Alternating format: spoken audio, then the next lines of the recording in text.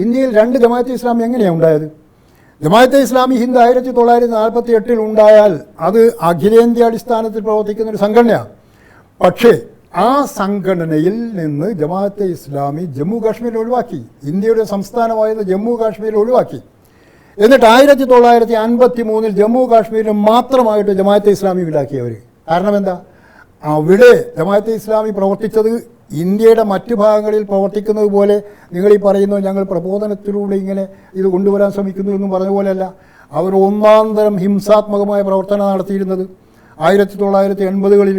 അവിടെ അവരുടെ ജമിയത്ത് തുലബ എന്ന് പറയുന്ന വിദ്യാർത്ഥി പ്രസ്ഥാനം അന്ന് ഇന്ത്യൻ പട്ടികൾ കാശ്മീർ വിട്ടു പോവുക എന്ന മുദ്രാവാക്യം മുഴക്കിയിരുന്നത്. അവരുടെ ഹിസ്ബുൽ മുജാഹിദീൻ എന്നത് ഒരു ഭീകരവാദ പ്രസ്ഥാനമാണ്.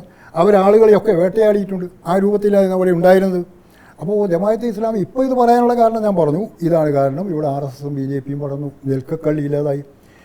ഇത് തന്നെയാണ് പാകിസ്ഥാനിലെയും അവസ്ഥ. പാകിസ്ഥാനിലും ഇപ്പം കുറേ മാറിയില്ലേ, ബംഗ്ലാദേശിലും മാറി. എന്താ കാരണം? എന്താ ഇപ്പോൾ അവർ ഇലക്ഷനിൽ പങ്കെടുക്കുന്നു, നേരത്തെ പങ്കെടുക്കാൻ തുടങ്ങി. കാരണം എന്താ?